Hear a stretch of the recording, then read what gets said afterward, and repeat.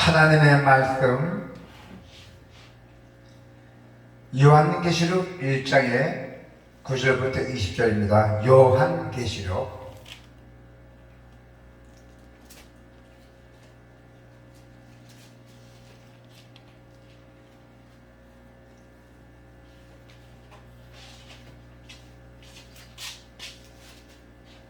요한복음의 요한계시록 여기 요자 여기 라스트 끝 요한계시록 1장의 9절부터 20절까지입니다. 계시록이지 요한계시록 1장. 자, 다 같이 하나님 말씀 한번 볼까요? 요한계시록 1장의 9절부터 20절까지입니다. 9절. 나 요한은 너희 형제요 예수의 환난과 나라와 참음에 동참하는 자라. 하나님의 말씀과 예수를 주문하였으므로 말미암아 밤보라한 섬에 있었더니 주의 날에 내가 성령에 감동되어 내 뒤에서 나는 나팔 소리 같은 큰 음성을 들으니 이르되 너가 보는 곳을 두루마리에 써서 에베소, 소마나, 버가모, 두아디라, 사테, 빌라델비아, 라오디게아 등 7 교회에 보내라 하시기로. 몸을 돌이켜 나에게 말한 음성을 알아보려고 돌이킬 때에 7 금촛대를 부었는데 촛대 사이에 인자 같은 이가 발에 끌리는 옷을 입고 가슴에 금띠를 띠고 그의 머리와 털의 희기가 흰 양털 같고 눈 같으며 그의 눈은 불꽃 같고 그의 발은 풀무불에 단련한 빛난 추석 같고 그의 음성은 많은 물소리와 같으며 그의 오른손에 7 별이 있고 그의 입에서 자의의 날선 곰이 나오고 그 얼굴은 해가 힘있게 비치는 것 같더라. 내가 볼 때 그의 발 앞에 엎드려져 죽은 자같이 되매 그가 오른손을 내게 얹고 이르시되 두려워하지 말라. 나는 처음이요 마지막이니 곧 살아있는 자라.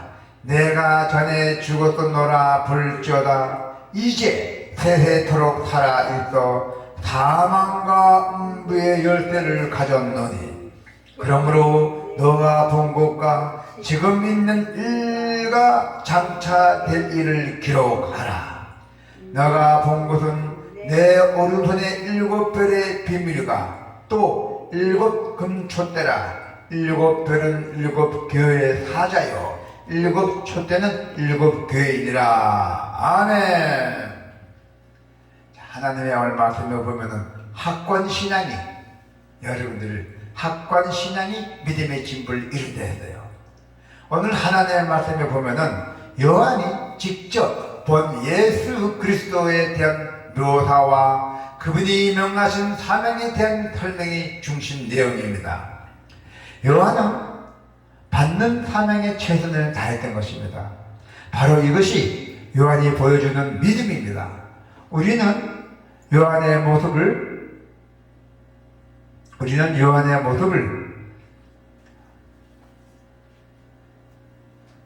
요한의 모습을 통해서 확고한 신앙을 가지고 사는 삶이 어떤 것인지 배울 수가 있습니다. 오늘 하나님의 말씀에 중요한 것은 요한은 오늘 이 성경에 기록할 때 밤몰하는 섬에 있었어요. 9절에 보니까, 자 9절 한번 볼까요? 나 요한은 너의 형제요 예수의 환난과 나라와 참음에 동참하는 자라. 하나님의 말씀과 예수를 증언하심으로 말미암아 밤몰아 하는 섬에 있었더니. 오늘 요한은 밤몰 섬에 있었습니다. 이곳은 정치범들 유배지였어요. 이 밤몰아 섬이 한마디로 교도소죠.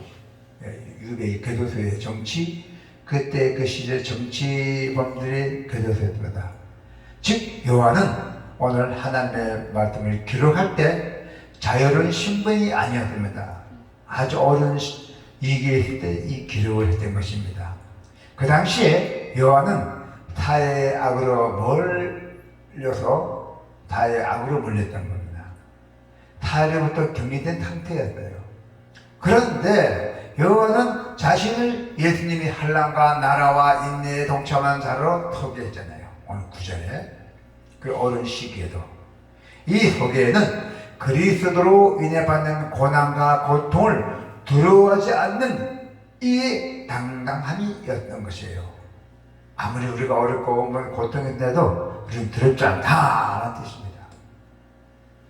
믿음 때문에 어려움을 겪을 때 또 이쪽되지 말고 오히려 하나님 나라에 동참한다는 자부심을 가지시기를 바랍니다.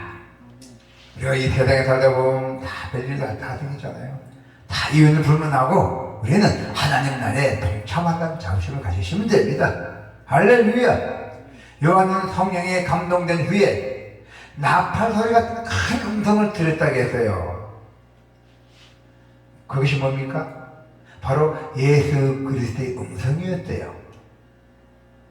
성경에서 나팔 소리는 주의를 환기시키고 상대를 일깨울 때 울려 퍼진다 했어요. 요한은 그 음성을 듣고 다른 이들을 일깨워 주었어요. 우리 성도들도 불신자들이 주님의 말씀에 집중하도록 우리가 그 주의를 환기시키고자 나팔을 불어야 한다는 것이에요. 할렐루야. 그래서 잠자는 영혼을 깨워야 합니다. 성도는 지금 세상을 향해서 나팔을 불 땜을 깨닫고 복음의 나팔을 불어야 한다는 것입니다. 요한은 7 금촛대를 보았다고 했어요. 자, 12절을 보니까, 자, 11절 한번 볼까요? 12절 시작. 몸을 돌이켜 나에게 말하는 음성을 알아보려고 돌이킬 때에 7 금촛대를 보았는데 했잖아요. 7 금촛대는 서아시아의 7 교회를 의미합니다. 서아시아 7 교회가 있다는 것입니다. 거기 더 나아가 이 땅의 모든 교회를 상징도 합니다. 촛대는 빛을 비추는 도구잖아요. 촛불을 불을 비추니까 그 당시에는. 그래서 교회의 사명은 그리스도의 빛, 그리스도의 빛을 세상에 비추는 것이에요. 할렐루야. 그래서 우리 여러분들은 예수님의 섬김, 희생, 정의, 거룩함, 그리고 사랑, 겸손한 등을 비춰야 된다는 것입니다.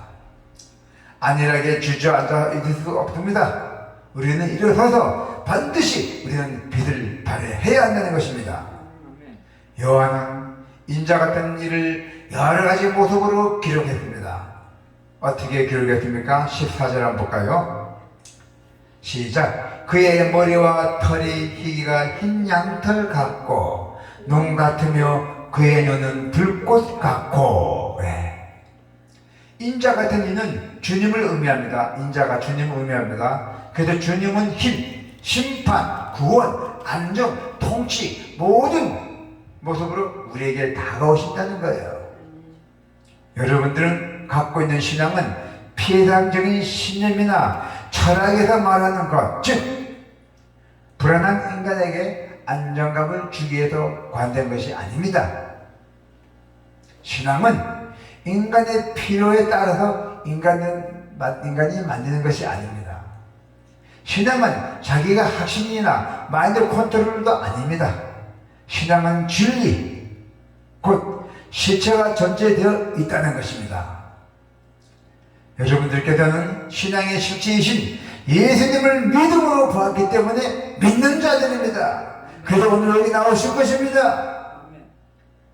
요한은 주님의 영광 앞에서 엎드려져 죽은 자와 같이 되었어요. 자, 어떻게 영광 앞에서 엎드려 죽은 자와 같이 되었습니까? 17절 한번 볼까요? 시작.